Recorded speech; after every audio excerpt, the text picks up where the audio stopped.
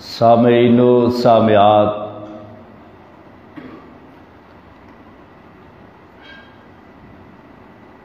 ایمان کا مفہوم یہ ہے کہ کسی خوف سے امن میں آ جانا۔ ایمان کو ایمان اس لیے کہتے ہیں کہ اسے برقرار رکھ کر انسان اللہ کے غصے، ناراضگی اور اس کے عذاب سے امن میں آ جاتا ہے۔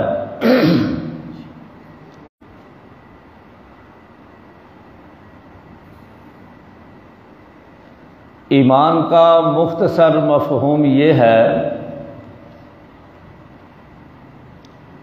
لا الہ الا اللہ محمد الرسول اللہ صلی اللہ علیہ وآلہ وسلم کا زبان سے اقرار کیا جائے، اور جو زبان کہہ رہی ہے کوئی دیکھ رہا ہو یا نہ دیکھ رہا ہو، دل اس کی تصدیق کرے۔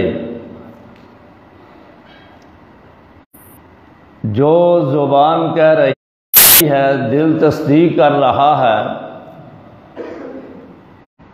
اس کے مطابق پھر عمل کیا جائے۔ یہ تین اجزاء مل کر ایمان بنتے ہیں۔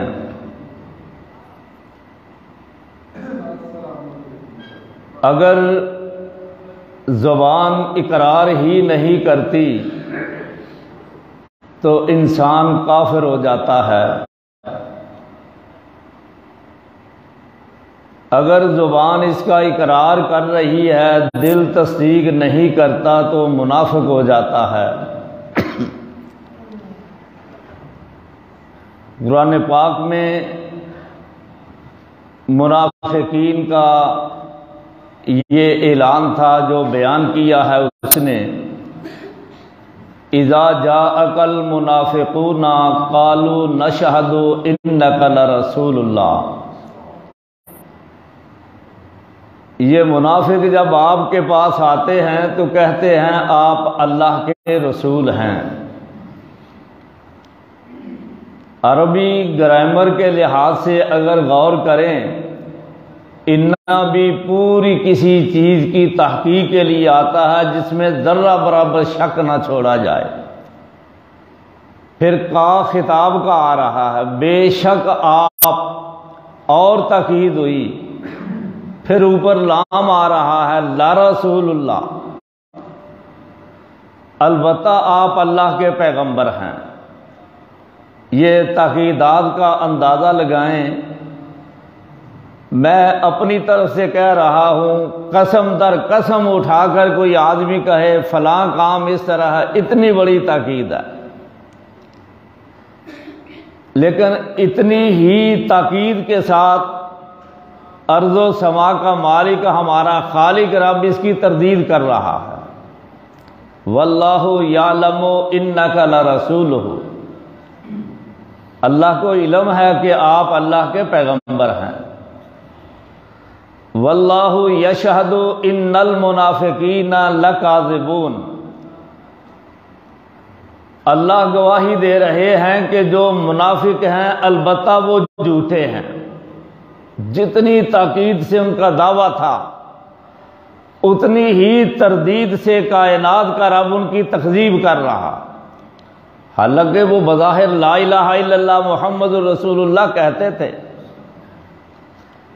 کیونکہ وہ زبان جو کہہ رہی ہے دل اس کی تصدیق نہیں کرتا تھا، ہم رفیق نہیں تھا، ہم نوا نہیں تھا، اور اس کی موافقت مطابقت نہیں کرتا تھا، اس لیے فرمایا یہ جھوٹے ہیں۔ اس کا مطلب ہے وہ ایمان جھوٹا ہے جو زبان سے اقرار کر رہا ہے، دل تصدیق نہیں کرتا۔ اب زبان کا اقرار، دل کی تصدیق، اب عمل نہیں ہے۔ جب اس کے مطابق عمل نہ ہوگا تو انسان فاسق ہو جاتا ہے۔ اس لیے صحیح ایمان یہ ہے کہ آدمی ایمان کا اقرار کرے، اس کے مطابق دل اس کی تائید کرے، اور اس کے مطابق اعضائے انسانی جو ہیں وہ اس کے ہم نوا ہو کر عمل کریں، تو یہ ہے صحیح مکمل ایمان۔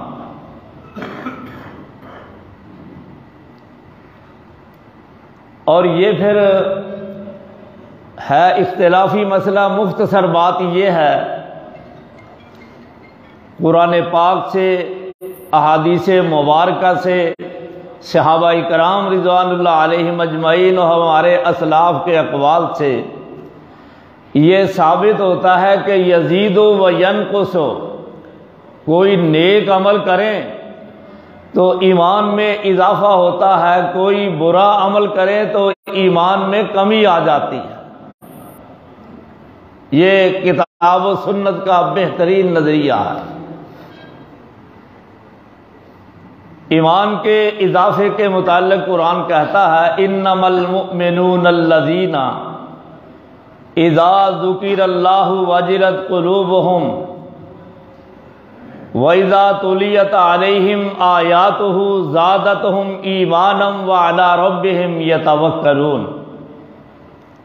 حقیقت میں مومن وہ ہیں جب ان پر آیات قرآنی کی، اللہ کی آیات کی تلاوت کی جاتی ہے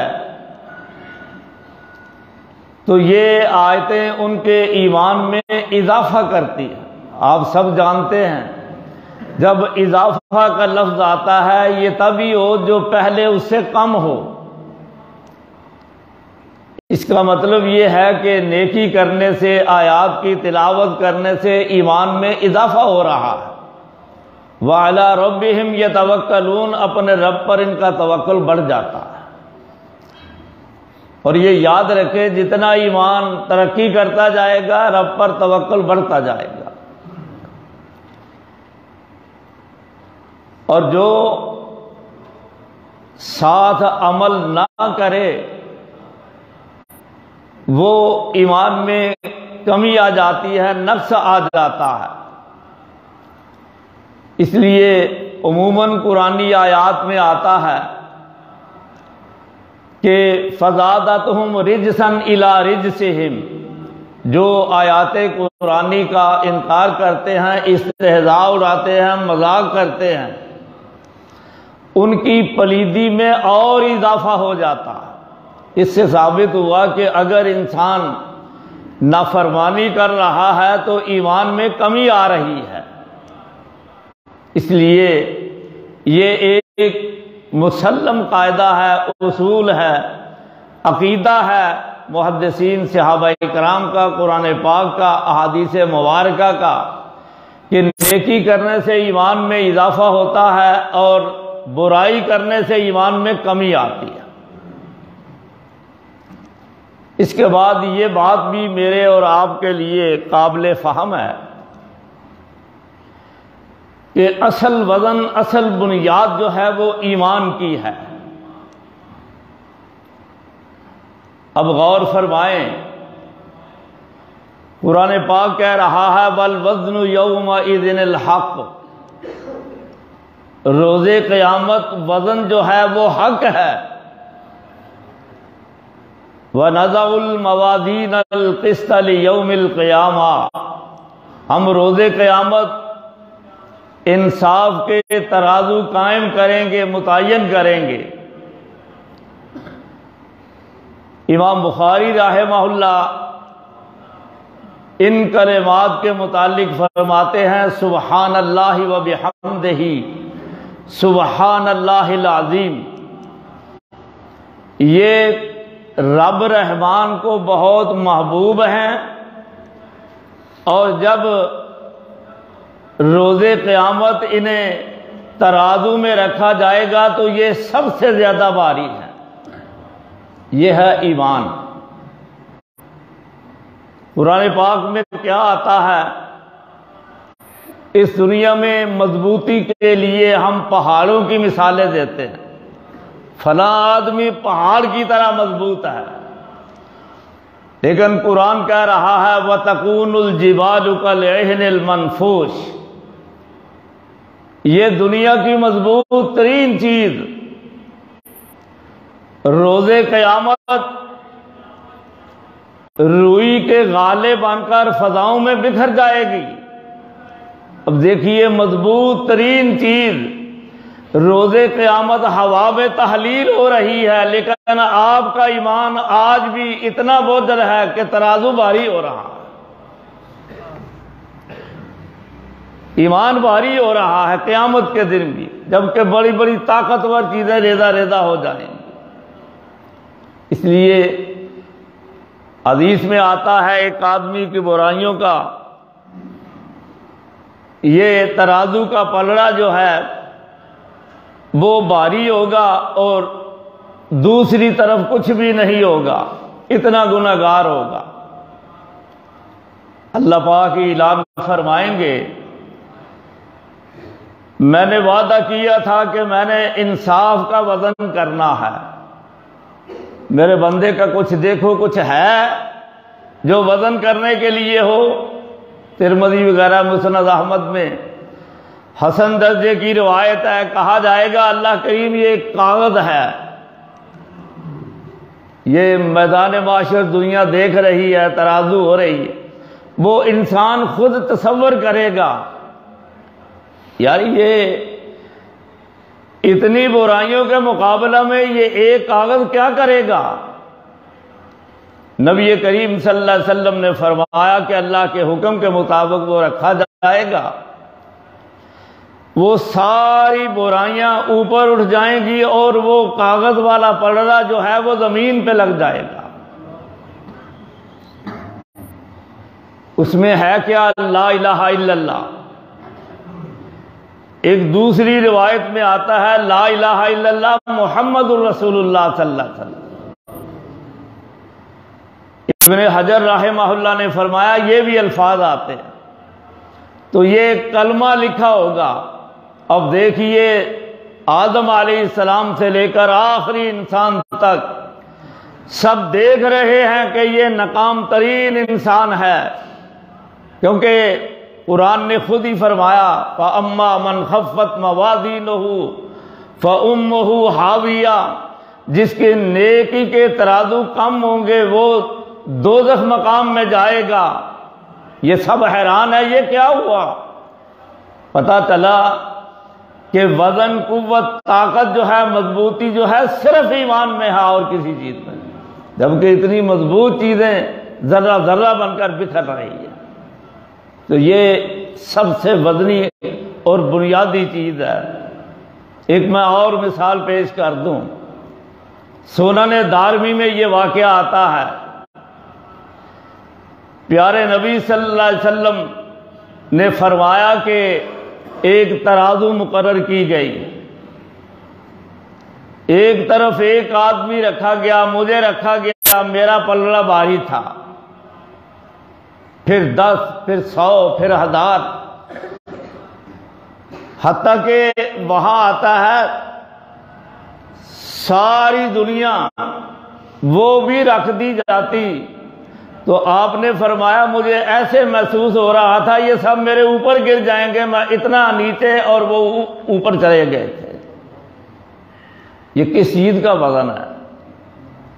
میرے پیارے نبی صلی اللہ علیہ وسلم کا وجود اطہر کوئی احد پہاڑ جتنا نہیں تھا، بڑا خوبصورت، درمیانہ قد، آنکھوں میں سرخ ڈورے اور رخسار پہ چمک۔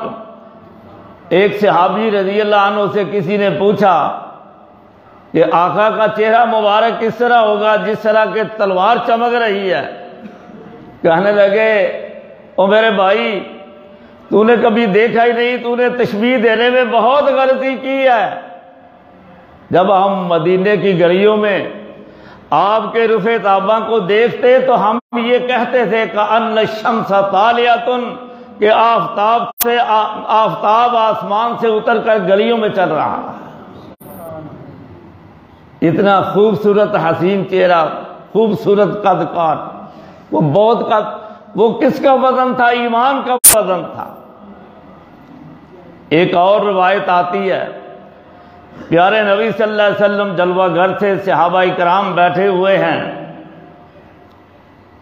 ایک آدمی کہنے لگے جی مجھے خواب آیا ہے کہ پیارے نبی صلی اللہ علیہ وسلم ہیں، دوسری طرف جناب صدیق رضی اللہ عنہ کو رکھا گیا، آپ کا پلڑا بھاری ہے، وہ اوپر اٹھ گئے۔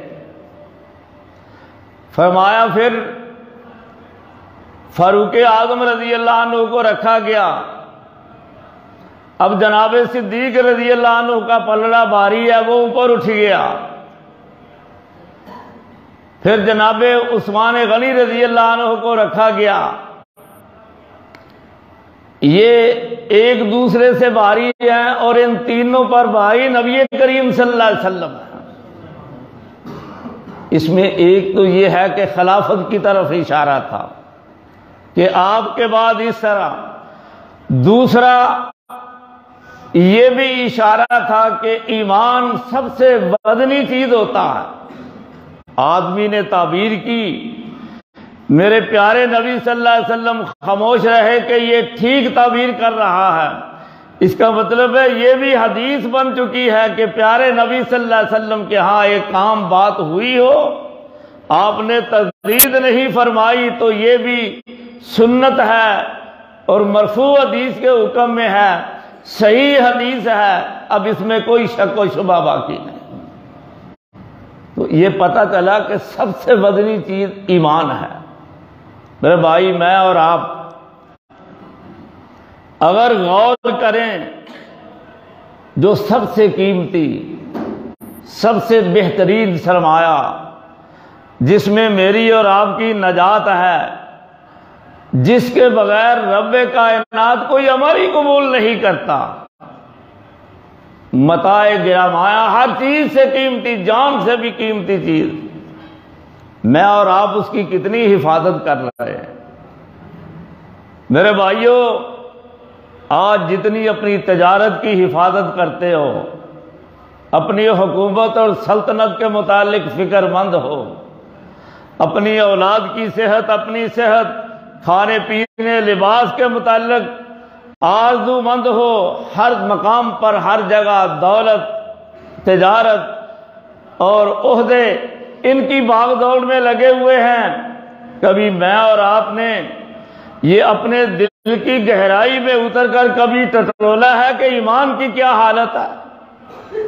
سب سے قیمتی چیز اس سے لاپرواہ ہو چکے ہیں، جو قیمتی چیز ہے اس کی توجہ نہیں، جو عارضی اور ختم ہونے والی چیز ہے اس کے پیچھے لگے ہو۔ اس کے کرشمے تو دیکھو، ایک آدمی 20، 25، 30، 40، 50 خاتون، مرد، کوئی بھی کوتاہی کرتا رہا، حتیٰ کہ سب سے بڑی بغاوت رب کائنات کے خلاف شرک کرتا رہا ہے، آندیاں مچا دی اس نے بدعات خرافات اپنا کر، بدترین انسان ہے، حتیٰ کہ پکا کافر کہہ لیں، صدق دل سے، خلوص دل سے یہ کہتا ہے لا الہ الا اللہ محمد رسول اللہ صلی اللہ علیہ وسلم، یہ اس کی ساری سیاہیاں دھل جاتی ہیں، سارے شرک کے طوفان امڑنے والے بیٹھ جاتے ہیں اور ساری طریقیاں ختم ہو جاتی ہیں، سینہ روشن ہو جاتا ہے، ایمان کی باغ و بہار آ جاتی ہے۔ اسے ایک جملے نے ساری زندگی دو دی۔ مسلم کی روایت ہے، سیدنا عمر بن عاص رضی اللہ عنہ آئے،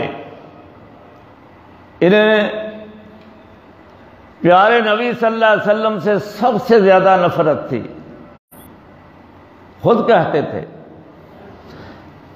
کہ کوئی مجھے آ کر بتا دے کہ آج محمد صلی اللہ علیہ وسلم کو اتنا تنگ کیا ہے، جس قدر وہ بڑی تنگی مصیبت بتاتا، پریشانی بتاتا، مجھے اتنی ہی خوشی ہوتی۔ یہ ان کی صورتحال تھی۔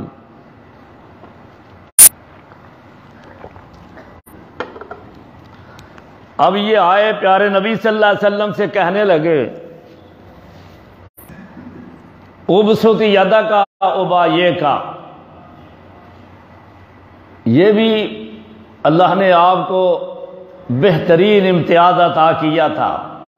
آپ کی آمد سے پہلے لوگ منتشر تھے، اعداء فالف بین قلوبکم، دشمنی کی آگ جل رہی تھی اور امن و عاشقی کا نام و نشان تک نہیں تھا۔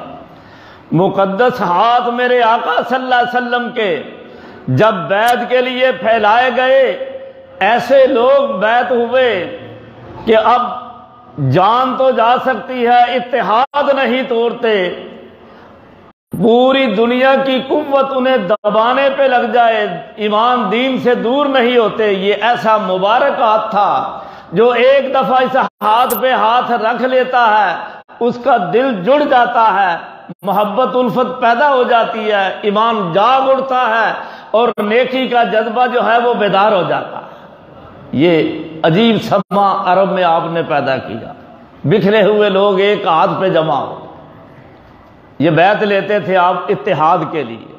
ابسط یدک لابایعک، میرے آقا ہاتھ بڑھائیے، میں مسلمان ہونا چاہتا ہوں، بیعت کرنا چاہتا ہوں۔ میرے پیارے نبی صلی اللہ علیہ وسلم نے اس طرح ہاتھ کیا، انہوں نے ہاتھ پیچھے کھینچ لیا۔ آپ نے فرمایا عمر یہ کیا کیا ہے، کیا کر رہے ہو؟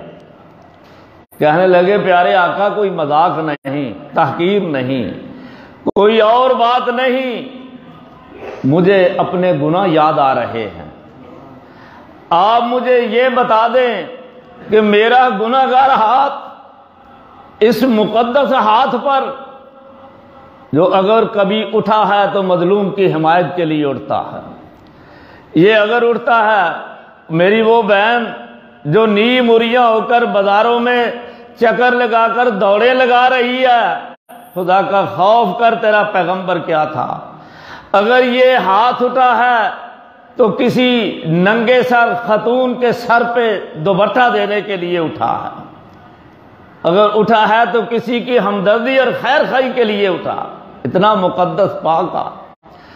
اور پھر جس سینے پہ لگ جاتا تھا وہ سینہ روشن ہو جاتا تھا، پانی میں لگ جاتا وہ چشمہ بن جاتا تھا، کھانے میں لگ جاتا کھانا برکت والا ہو جاتا، ختم ہی نہیں ہوتا تھا۔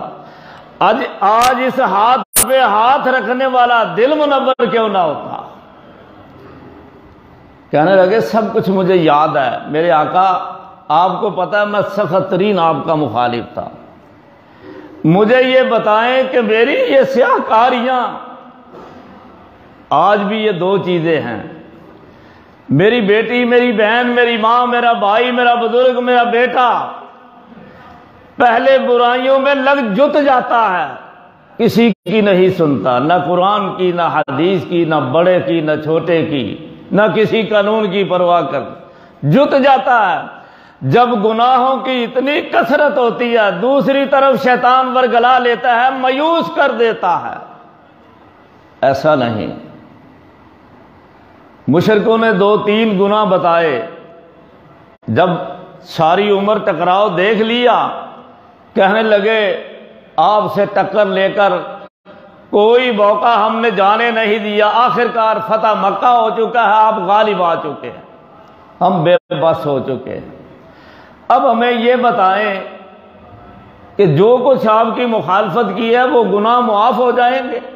شرک کیا انتہا کر دی، زنا کیا انتہا کر دی، چوری کی انتہا کر دی، یہ معاف ہو جائیں گے؟ یہ مایوسی کا اظہار کر رہے، کافر تھے۔ کائنات کے رب نے اعلان فرمایا قل یا عبادی الذین اسرفوا علی انفسہم لا تقنطوا من رحمت اللہ، اے میرے پیغمبر صلی اللہ علیہ وسلم، کوئی 100 سے اوپر دفعہ یہ کل کا لفظ آیا، لوگ کہتے تھے جی آپ خود باتیں بنا کر لے آتے ہیں، فرمایا ظالموں اس دھرتی پر عرش والا رب میں جب تک اپنے پیغمبر سے کہتا نہیں وہ آگے بات ہی نہیں کرتے، تم کیسے کہتے ہو خود بنا لی؟ اور تم گناہگار میرے پیغمبر پہ اعتماد نہیں کر رہے، میں عرش والا ہو کر اپنے پیغمبر پہ اعتماد کر رہا ہوں، ان کے منہ سے کہلوا رہا، میں خود بھی کہہ سکتا، اس لیے اعتماد کرو آپ صحیح نبی ہیں۔ ایک تو یہ جواب ہوا یا عبادی الذین اسرفوا، لفظوں پہ غور کر، میرے وہ بندو جنہوں نے اپنی جانوں پہ ظلم کیا ہے، تم نے تو 2-3 گناہوں کے نام لیے ہیں، اس زمین سے لے کر میرے آسمان کی بلندی تک گناہوں کے انبار لے کر آ جاؤ، ان اللہ یغفر الذنوب جميعا، زبان سچی ہو، دل میں اس کی تصدیق ہو، اخلاص سے مجھ سے گناہوں کی معافی مانگو، تم 2-4 نام لے رہے ہو، میں ساری فضا کے گناہ معاف کر دوں گا۔ گناہگار بندے ہیں، اعتراف جو کر رہے ہیں، اللہ کیا کہہ رہا ہے؟ میرے وہ بندو، میرے وہ بندو۔ میں یہاں کہا کرتا ہوں میرے مولا، جب تو گناہگاروں کو اس طرح پکار رہا ہے، اپنے پیاروں کو کس طرح بلائے گا؟ کتنا تو رحیم کریم ہمارا رب ہے۔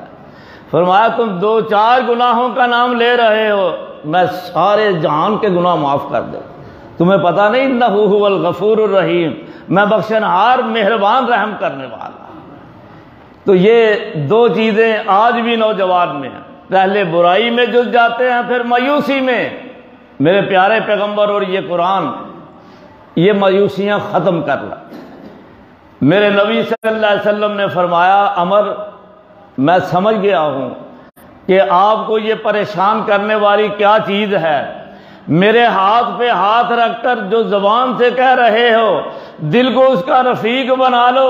اگر تم اخلاص سے یہ کلمہ پڑھ رہے ہو، آپ کو پتہ نہیں ان الاسلام یہدم ما کان قبلا، اسلام سے پہلے کوئی بھی کام ہو چکا ہو، اسلام کے بعد رب کائنات اسے مٹا کر رکھ دیتا۔ کوئی پریشانی کی ضرورت، کہنے لگے اب ہاتھ لاؤ میں اسلام۔ کتنی گناہ آلود زندگی ہے۔ عام مسلمان کی مخالفت ٹھیک نہیں ہوتا، سید کونین صلی اللہ علیہ وسلم کی مخالفت، جنہوں نے کبھی کوئی دشمن بھی گواہ ہے کہ دشمن سے بھی حد سے بڑھ کر بات نہیں کی، زیادتی نہیں کی، اتنی مقدس ہستی، اتنے بڑے گناہ۔ آپ نے فرمایا میرے ہاتھ پہ ہاتھ رکھتے ہی، کلمہ پڑھتے ہی سب کچھ مٹ جائے گا۔ یہ ہے اتنی بڑی طاقت والی کہ ساری 50 سالہ گناہ آلود زندگی کو یہ توحید ایمان جو ہے یہ صاف کر کے رکھ دیتا۔ اب ایک علامت اور آپ نے بتائی، من کانا آخر کلامہ لا الہ الا اللہ۔ دنیا سے ایک کیفیت ہوتی ہے، کئی دنوں سے آدمی بے ہوش ہوتا ہے، بیچارہ وہ نیت اللہ جانتا ہے کیا ہے، بعض اوقات موت تک ہوش میں ہوتا ہے، صرف موت کی غشی تاری ہوتی ہے۔ فرمایا کہ جس کا آخری کلمہ لا الہ الا اللہ ہوگا وہ جنت میں داخل ہوگا۔ دیکھیے یہ بڑی سعادت ہے۔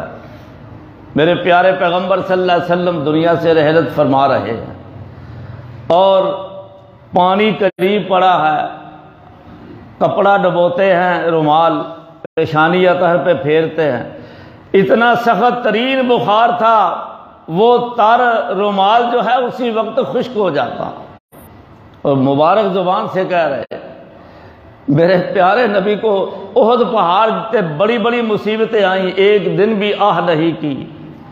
موت کی میرے بھائی اتنی سختی ہے، کبھی بے ہوش ہوتے، کبھی ہوش میں آتے، کہتے اللہم آئینی علی سکرات الموت، شہنشاہ میرے بھائی جب میرے آقا کو مختار کل کہتا ہے تجھے یہ یاد کیوں نہیں آتا کہ مختار کل اس طرح کرتا ہے، کبھی اللہ نے کیا ہے کہ میں بڑا بیمار ہوں؟ فرمایا میرے اللہ موت کی غشیوں پہ میری مدد فرما، یہ تو ہی کر سکتا۔ اس لیے یہ نبی کریم صلی اللہ علیہ وسلم دعا کر، اور آخری جملہ کیا ہے؟ اللہم بالرفیق الاعلی، رب کبریا بڑی دنیا دیکھ لی ہے میں نے، اب یہاں رہنے کو جی نہیں چاہتا، تیرا بلاوا آ چکا ہے، میں تیری بلند رفاقت میں آنا چاہتا ہوں۔ میں یہاں سے ایک سبق اخذ کرتا ہوں، آپ جب جا رہے ہیں تو ایک امت کو سبق دے کر جا رہے ہیں، لوگوں ساری زندگی اپنے پیغمبر کی طرح گزارو، اور آخری وقت بھی آئے تو شراب پیتے ہوئے نہیں، شرک کرتے ہوئے نہیں، چوکھنڈیوں پہ جھکتے ہوئے نہیں، غیر اللہ کی بات مانتے ہوئے نہیں، اور غیر اسلامی قوانین اللہ کی عبادت سے روز گردانی کرتے ہوئے نہیں، برائی بدکاری کرتے ہوئے نہیں۔ پیغمبر یہ سبق دے رہے ہیں، وہ پیغمبر کوہ صفا سے لگا ہے جس لا الہ الا اللہ کی صدا دینے، اس کی آخری ہجکی کے ساتھ بھی لا الہ الا اللہ کی صدا ہی تھی۔ تمہیں بھی یہ زندگی موت تک ہونی چاہیے، سبق دے کر گئے کہ آخری تعلق بھی اپنے رب سے ہو۔ اس لیے یہ پیارے نبی صلی اللہ علیہ وسلم یہ آخری نشانی بتا رہے ہیں۔ میں نے بتایا تھا عمل کے بغیر فسق آ جاتا ہے۔ بخاری شریف میں ایک یہ روایت آتی ہے، غالباً اسیرم ان کا نام تھا، صحابی رضی اللہ عنہ، کافر تھے، نبی کریم صلی اللہ علیہ وسلم کے پاس آئے، جی میں آپ کی حمایت میں لڑنا چاہتا ہوں۔ فرمایا مجھے کوئی اتنی ضرورت نہیں کافر کی، اگر آنا چاہتے ہو تو پھر کلمہ پکار لو۔ ان کے قبیلے کو بھی پتہ نہیں تھا، ادھر صحابہ کرام رضوان اللہ علیہم اجمعین بھی بہت سے لوگوں کو پتہ نہیں تھا۔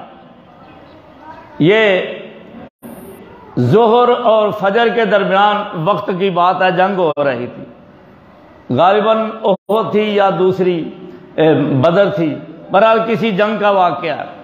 پیارے نبی صلی اللہ علیہ وسلم پر وہ ایمان لے آیا، کلمہ پڑھ لیا، وہ ایسا لڑا کہ اللہ کی راہ میں شہید ہوا۔ لوگ حیران ہوئے کہ یہ ادھر مسلمانوں کی لاشوں میں پڑا ہوا ہے، یہ تو مسلمان نہیں تھا۔ فرمایا میری بات سن لو، یہ تجزیے چھوڑ دو، یہ باتیں چھوڑ دو، مجھ سے سنو۔ اگر کسی نے وہ شخص دیکھنا ہے جو بغیر کسی عمل کے عبادت کے جنت میں جا رہا ہے تو اسے دیکھ لے۔ ساری زندگی کفر پہ گزری ہے، صرف لا الہ الا اللہ پڑھ کر نماز کا وقت نہیں ملا، لا الہ الا اللہ پڑھ کر دنیا سے جا رہا ہے۔ تو نبی کریم فرما رہے ہیں بغیر عمل کے جس نے کسی کو جنتی دیکھنا ہے تو وہ اسے دیکھ لے۔ اس سے بڑی کوئی قوت دکھاؤ ایمان والی طاقت یا قوت ہو، ہر چیز مٹا کر رکھ دیتی۔ اس لیے میرے بھائیوں اصل چیز جو ہے یہ ایمان ہے، اس کی ہمیں حفاظت کرنا چاہیے۔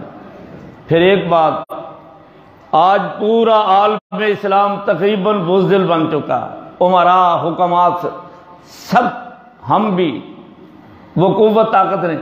یہ نوجوان دیکھے ہیں پتنگ اڑانے کی، لوگوں کی گردنیں کاٹنے کے لیے ہندوؤں کی رسمیں اپنائیں گے، شراب پینے کے لیے انگریزوں کی۔ میری بیٹیاں بہنیں نیم اریاں ہو کر انگریز خواتین جو کتوں کے ساتھ کھیلتی ہے ان کی نکالی میں یہ بھی اسلام کے دائرہ حیا سے باہر نکلتی جا رہی ہے، سڑکوں پہ دوڑے لگانا چاہتی ہے۔ غیر مسلم یہ بزدلی ہے۔ ایمان اپنی جگہ پہ مضبوط کر دیتا ہے، مربوط کر دیتا ہے، یہ خلل نہیں آنے دیتا، یہ بزدلی دور کر کے طاقت اور قوت عطا کرتا ہے۔ یہ ایمان کی خاصیت ہے۔ میں ایک تو مثالیں پیش کرتا ہوں، وقت بھی تقریباً قریب ہے۔ پیارے نبی صلی اللہ علیہ وسلم کے صحابہ کرام رضوان اللہ علیہم اجمعین، آپ کی تو بے شمار مثالیں ہیں۔ اب دیکھیے صحابہ کرام رضوان اللہ، مشہور ہے سیدنا بلال رضی اللہ عنہ، بڑی تکلیف تھی۔ اب یہ تمہارا گجرا والا یا ادھر نہیں، کہتے ہیں جی ملتان جائے، وہ بزرگ نے سورج نیچے کر دیا تھا، وہاں بڑی گرمی ہے۔ اس سورج کا خالق جو ہے وہی کرتا ہے، یہاں گرمی ہو یہاں سردی ہو، کسی کے کہنے سے یہ کچھ نہیں کہتا۔ شمس و قمر کا نظام، کائنات کا نظام یہ اللہ نے بنا رکھا ہے۔ سورج کی طاقت نہیں چاند کے مدار میں آ جائے، اس کی طاقت نہیں سورج کے مدار میں آ جائے، ستاروں کی طاقت نہیں ان دونوں کے مدار میں آ جائے، ان دونوں کی طاقت نہیں ستاروں کے مدار میں آ جائے۔ جو اللہ نے نظام مقرر کر دیا ہے آج تک اسے ہلا نہیں سکا۔ مردہ خود اپنے لیے کچھ نہیں کرتا، یہ اللہ کی کائنات کو الٹ رہے ہیں ان کے ذریعے۔ وہ تو خود کچھ نہیں کر سکتا، زندہ ہو کچھ نہیں کر سکتا جب میرے رب کا حکم آ جائے۔ ایھا الناس انتم الفقراء الی اللہ واللہ هو الغنی الحمید۔ اور ساری کائنات کے لوگوں میرے پیغمبر بھی شامل ہیں، جو بھی انسانوں میں ہے سب کے سب میرے محتاج ہو، میں ہی غنی، میں ہی قابل تعریف ہوں اور کوئی نہیں۔ یہ اس کا وصف ہے، اس لیے بڑی طاقت اور قوت ہے ایمان میں۔ یہ دیکھیے آج مجھے مفاد ہو، اس پارٹی کے ساتھ چلا جاتا،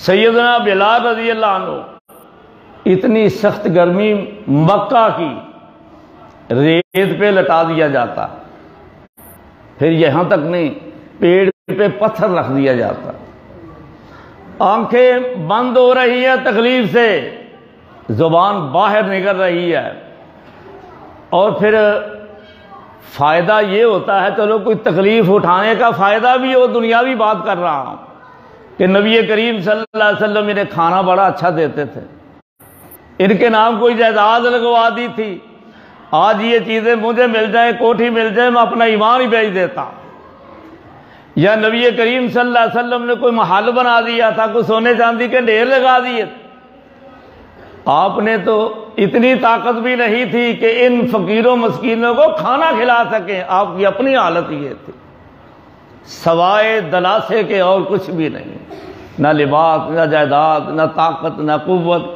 صرف دلاسا، کچھ بھی، یعنی ایسی قسم پرسی، کوئی لالچ نہیں، صرف ایک ہی بات، اور کہہ کیا رہے ہیں بلال، کر دو انکار اپنے رب کا، آواز نکلتی نہیں، احد احد اللہ الصمد، اللہ بے نیاز ہے، اللہ ایک ہے، فرمایا یہ نہیں، الف لام میم احسب الناس ان یترکوا ان یقولوا آمنا وهم لا یفتنون، تمہارا خیال کیا ہے کہ تم کہو ہم ایماندار ہیں اور پھر آزمائش نہ آئے؟ یہ نہیں ہو سکتا۔ ایک صحابی رضی اللہ عنہ آئے، کہنے لگے اللہ کے نبی صلی اللہ علیہ وسلم یہ میری کمر دیکھیے، اتنا ستم، کوئی آئے کوئی تکلیف، اب تکلیفیں سناتے رہے، پیارے نبی صلی اللہ علیہ وسلم نے فرمایا کہ میری بات سنو، دلاسا دیا، آپ سے پہلے لوگ انہیں گڑھا کھود کر زمین میں گاڑ دیا جاتا، تیز ترین آرا لایا جاتا اور دماغ کے درمیان سے رکھ کر دو لخت کر دیا جاتا، یہ چیز بھی انہیں دین سے نہیں روک سکی۔ عرش والے نے بھی تائید کی، ام حسبتم ان تدخلوا الجنۃ ولما یاتکم مثل الذین خلوا من قبلکم مستهم الباساء والضراء وزلزلوا حتى يقول الرسول والذین آمنوا معه متى نصر اللہ الا ان نصر اللہ قریب۔ تمہارا خیال ہے کہ ویسے ہی جنت میں داخل ہو جاؤ گے؟ پہلے لوگوں کی طرح تکلیف نہیں آئے گی، انہیں بڑی تکلیف، بڑی پریشانیاں، بہت بیماریاں آئیں، حتیٰ کہ فرش زمین پہ اللہ کا فرستادہ، میں کہا کرتا ہوں پیغمبر کی بڑی طاقت، او پیغمبر کے ورثاء علماء کرام تمہاری بھی بڑی طاقت ہے، اگر تم صحیح وارث بن جاؤ، لالچ نہ ہو، کوئی غلط بات نہ ہو، غلط مقصد نہ ہو، صحیح وارث بن جاؤ، یہی کیفیت تمہاری بھی، تمہاری بلندی اور عظمت۔ علماء بڑی قابل قدر چیز ہیں، امت کو سب سے پہلے دینی مسئلہ میں اگر رہنمائی ملتی ہے، گھریلو پریشانی سے رہنمائی ملتی ہے تو صحیح عالم دین سے ملتی ہے، اور کسی سے نہیں، نہ ماں سے نہ باپ سے، کسی سے نہیں مل سکتی۔ اس لیے یہ بڑی، کیونکہ انبیاء کے وارث ویسے نہیں۔ فرمایا میں یہ کہا کرتا ہوں انبیاء کی مخالفت، پیغمبر سے اتنا اللہ پیار کرتا ہے، ایک ایک پیغمبر کے انکار کی وجہ سے پوری ہزاروں کے حساب سے بستیاں کائنات کے رب نے تباہ و برباد کر دی ہیں، صرف پیغمبر کی خاطر۔ قوم سمود، قوم عاد، ان کے واقعات آپ کے سامنے ہیں، پیغمبر کی لاج کے لیے اللہ نے ساری بستیاں الٹا کر رکھ دی، اتنی بڑی پیغمبر کی طاقت ہے، اتنا پیار کرتا ہے اللہ ایک پیغمبر کی وجہ سے۔ تو فرمایا میرا سب سے پیارا کائنات کا اس وقت کا بندہ میرا پیغمبر وہ بھی پکار اٹھا، بتا رسول اللہ شہنشاہ کبریا تیری مدد کب آئے گی؟ اب میں نے کہا الا ان نصر اللہ قریب، اب میری مدد قریب ہے۔ ہم 2-4 دن دعائیں کر کے کہتے ہیں کچھ ہو ہی نہیں رہا، پیغمبر وہاں کہہ رہے ہیں اللہ مدد بھیج دے۔ اس لیے لگے یار یہ در چھوڑ دیں، میرے بقول اگر وہ نہیں سن رہا کون ہے جو سنے گا؟ سناؤ کسی کو، نہ باپ نہ ماں نہ بیٹا، انہوں نے کیا سننا ہے؟ جو زیر زمین خود دفن ہے انہوں نے کیا سننا ہے؟ جو سو جاتے ہیں انہوں نے کیا سننا ہے؟ بے بس لوگوں نے کیا سننا ہے؟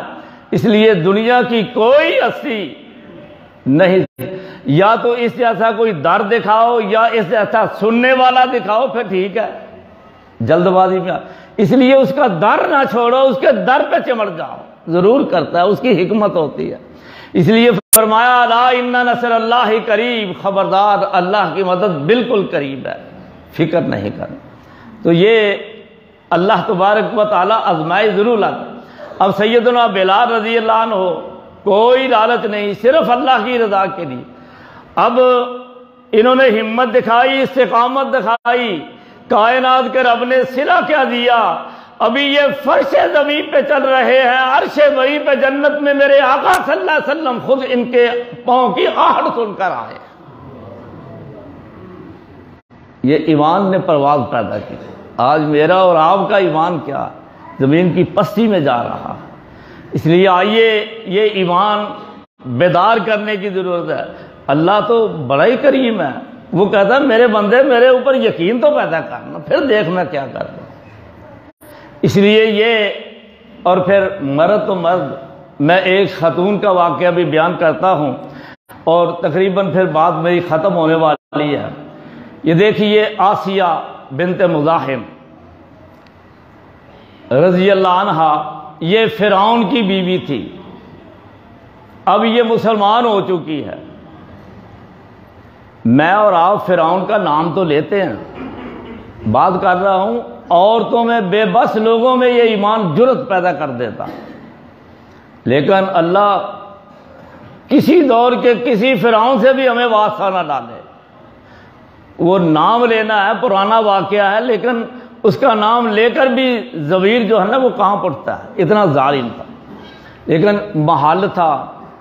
آسیہ کو کوئی ایسی کمی نہیں ہوگی جو ایک شہزادی کو ہوتی ہے، سب کچھ تھا، طاقت قوت لونڈی غلام ہر چیز، کھانا پینا۔ پھر یہ فرعون کی بیوی، اتنا طاقتور آدمی، نام سن کر لوگ کانپ جاتے تھے، اتنا بدترین اور روبدار انسان اس کی بیوی، وہ اکتا چکا ہے۔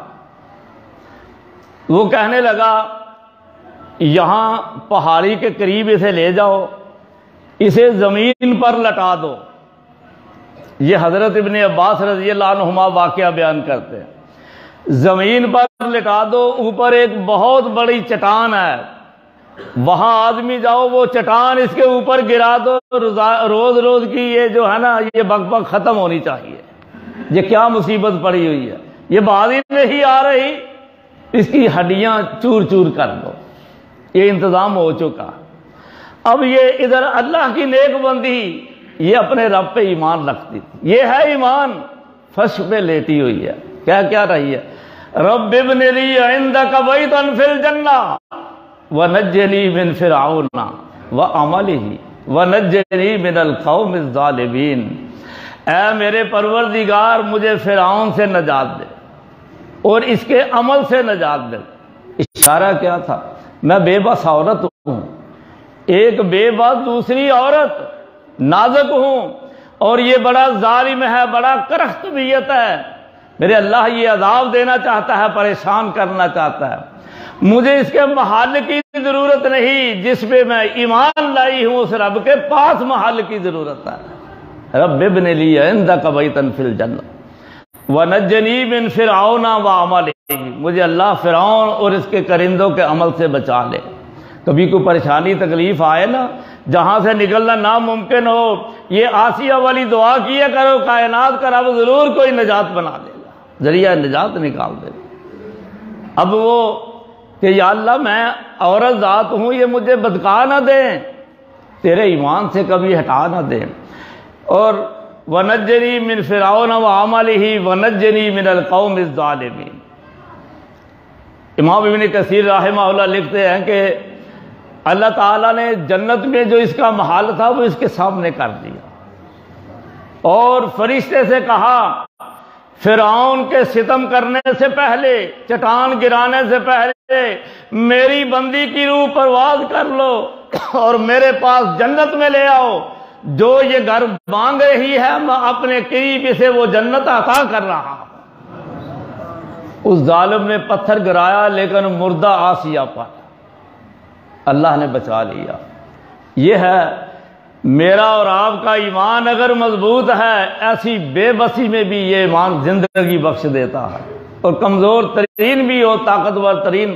اب اس میں میرے پاس اتنی مثالیں ہیں، شاید کوئی گھنٹہ ڈیڑھ دو اور لگ جائے سمجھنے کے لیے، یہی کافی ہے، کیونکہ ساری دنیا سے زیادہ نہ سمجھ میں ہوں، تو میرے لیے تو یہ کافی ہے۔ آج تو ماشاءاللہ پھر بھی سمجھدار ہیں، اللہ تعالیٰ میرے اور آپ کے لیے یہ چیز قابل عمل بنا دے اور ایمان کی صحیح حقیقت سمجھنے کی توفیق دے۔ میری پوری گفتگو کا خلاصہ یہ ہے، ایمان ہے کیا، یہ ضروری کتنا ہے، نجات کا دار و مدار ہی اسی پر ہے، اور ایمان جو ہے یہ لاغر بے بس کمزور دنیا میں جس کا کوئی بھی نہ ہو اسے بھی ساری دنیا سے طاقتور بنا دیتا ہے، کیونکہ اس کا تعلق اس کے ساتھ ہے جو ساری دنیا سے طاقتور ہے۔ اور پھر آخر میں جب دنیا سے یہ ایمان والا جا رہا ہے، ان الذین قالوا ربنا اللہ ثم استقاموا تتنزل علیہم الملائکہ الا تخافوا ولا تحزنوا وابشروا بالجنۃ التی کنتم توعدون۔